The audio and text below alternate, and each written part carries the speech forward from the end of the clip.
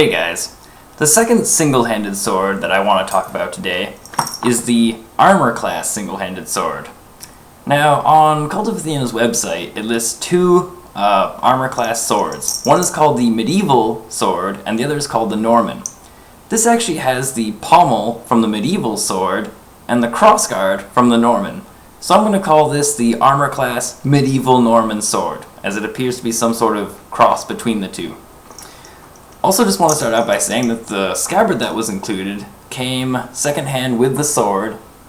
I don't see this listed on Armour class's page, so I'm not sure if this is a Armour class scabbard, but I do rather like it. Start off by taking this out of the scabbard here so you can take a look. So, starting with the pros of this sword, it definitely looks the part of a medieval single-handed or arming sword. It has a leather-wrapped grip, wheel pommel, and just a straight type crossguard. The pommel is peened, which you can see there. And overall, you'll notice this sword is pretty dirty. I did get it secondhand. It was the same owner as the Topeka Viking sword, so they had used this for reenactment and costuming. Unlike the Topeka Viking sword, there are no chips or dings in the edge of the blade. So I'm not sure if this was ever actually used for reenactment combat, but the blade is very thick on the positive side, so it can definitely take a lot of abuse.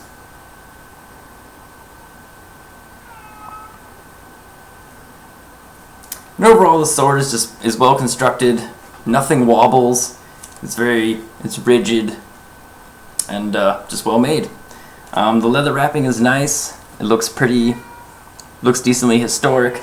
So from a costuming or a reenactment perspective, this is a pretty nice sword. From a HEMA or WMA perspective though, there are some downsides to this sword. Personally, when I look at a single-hand sword like this, I'm looking more for a Norman or Viking type hilt, so I typically prefer my hilts to be shorter than this. This isn't specifically trying to be a Norman or Viking sword. It's just sort of a general medieval sword, so I think they're pretty much on the money with this grip length. It's pretty decent. The blade still doesn't have any distal taper, like the Topeka Viking sword. From the thickness at the tip is equal to the thickness at the crossguard. There's really no difference there. What that essentially means is that you're going to have some balance issues if you are doing a lot of sparring or a lot of drills or technique.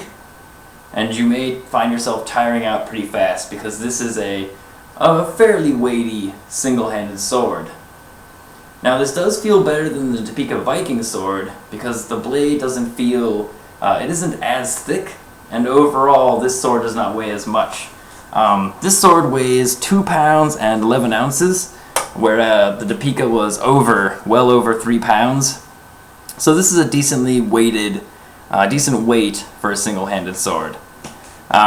Still, you're going to find yourself tired if you're, again, doing historical techniques, but for reenactment and costuming, I think it's right on the money, basically. Pretty good sword.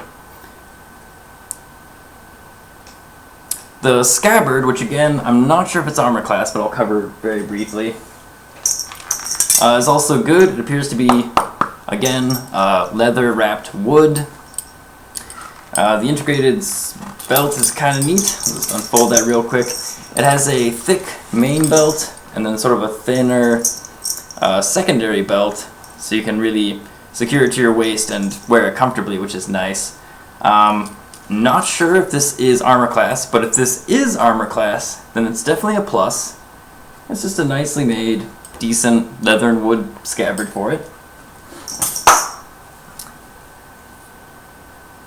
And this is going to be another fairly quick review again. I don't have a whole lot to say about this sword.